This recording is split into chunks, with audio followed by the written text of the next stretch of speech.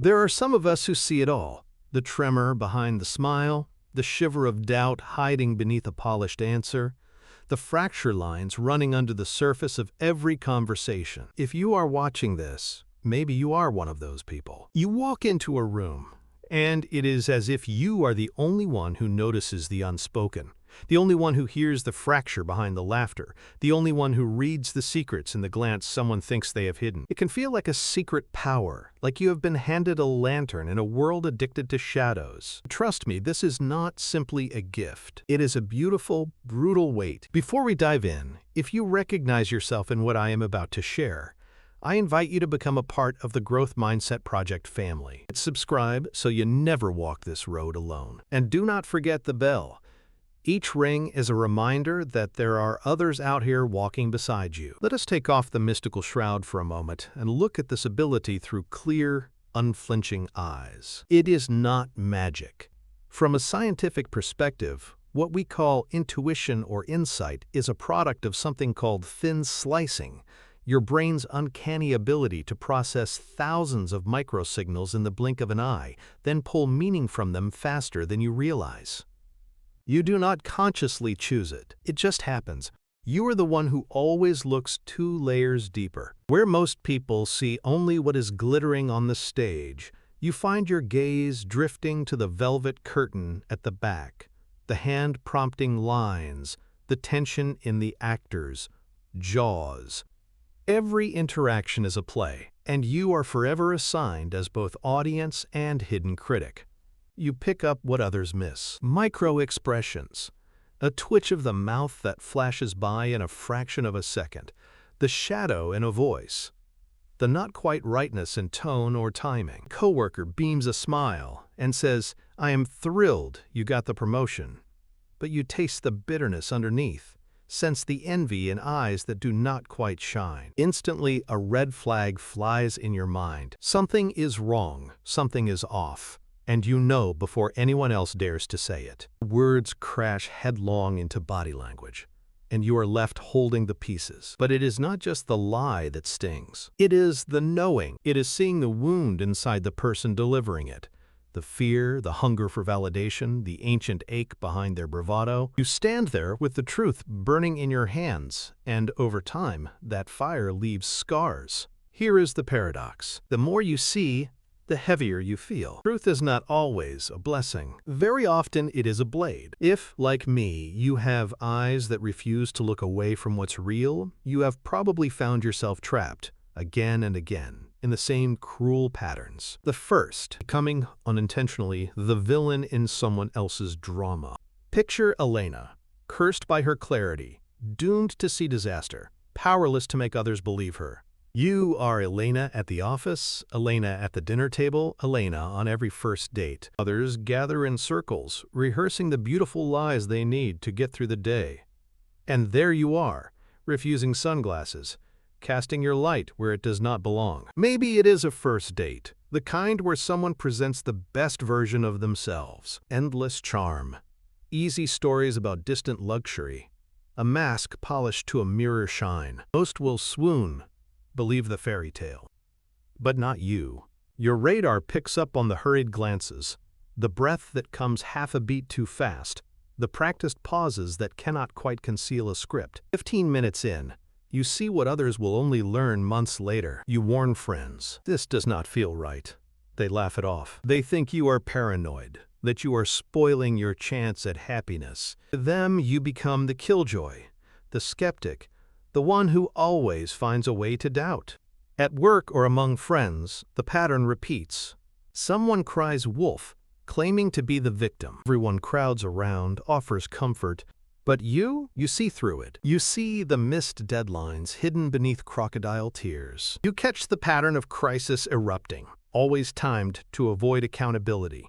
Maybe you even risk saying the truth. If you had planned your time better, maybe your boss would not have been so harsh. And instantly, you are marked. Temperature in the room drops. Someone shoots you a look sharper than any word. You did not play along with the script. In that moment, you stop being the wise one and become, instead, the enemy. This is projection.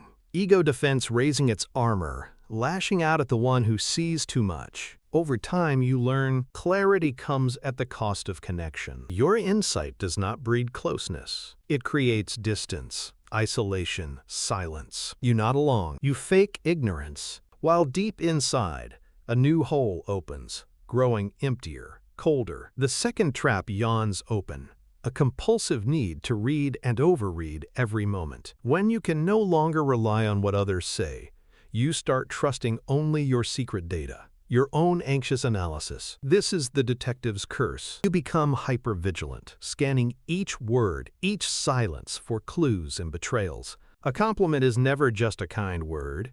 It is a chess piece in an invisible game. The silence that follows a message feels not neutral, but loaded. Delayed reply is the end of something precious, not just someone being busy. You live inside a hurricane of your own making, a rush of worst-case scenarios, a mind on endless alert. What is the real hope behind this constant surveillance? You want to shield yourself. You believe if you spot every lie first, if you predict every disappointment, you will never feel pain. But here's the cruel twist. You armor yourself so completely, you suffocate under the steel. The overanalysis, the constant confirmation bias, interpreting every shadow as another storm coming, becomes its own prison. You lose innocence, trust in the simple joys of connection. Life's music grows distant. Every note carries suspicion. The reward for never being surprised by pain? You rob yourself of joy, of rest, of the easy warmth most people still allow themselves. Trap 3 is subtler, lonelier, a kind of invisible exile. You become the emotional landfill, the silent witness to truths no one else can bear to know. You sit at weddings, see the future collapse in an anxious smile, catch the flinch as someone glances at the wrong person. But the performance must go on. So you lift your glass, speak words you do not believe, wishing you happiness forever.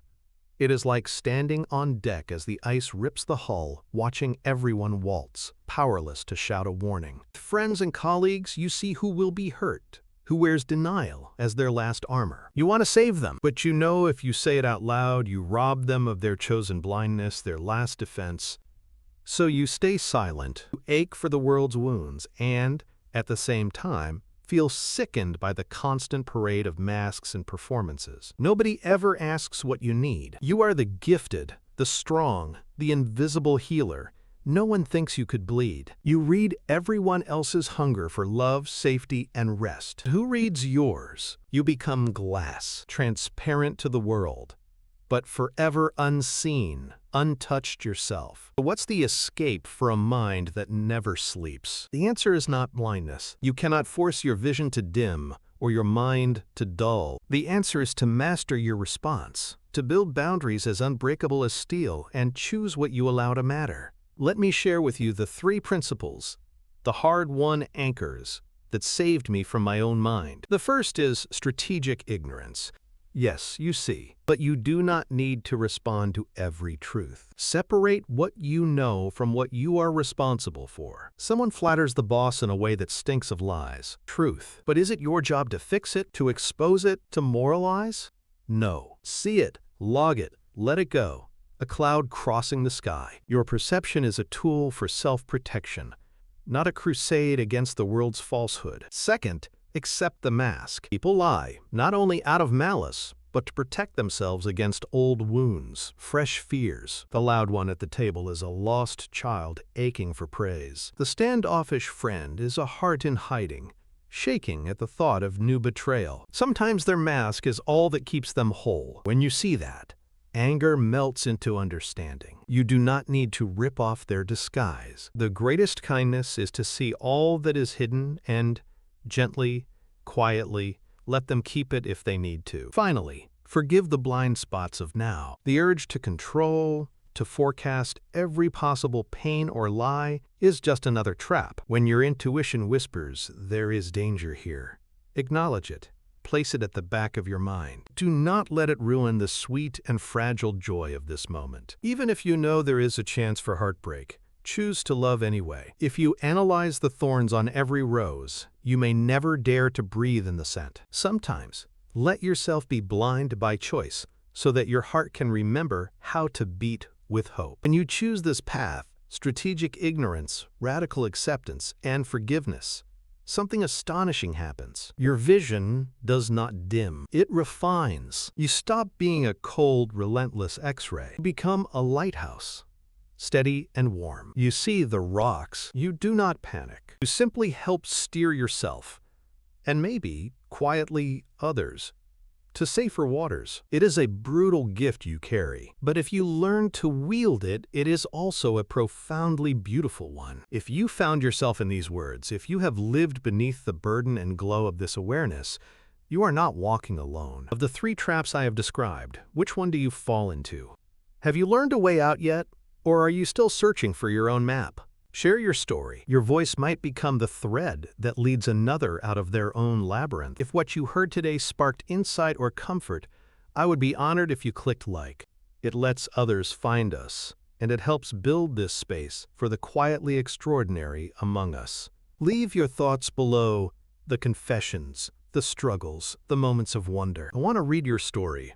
And when you are ready for another journey into the hidden sides of the mind, watch one of the other videos on this channel. Tap the bell. There is so much more to uncover, and I do not want you to miss a thing. Thank you for staying until the end. Till the next time, walk softly, see deeply, and remember, your way of seeing is both rare and needed in this world.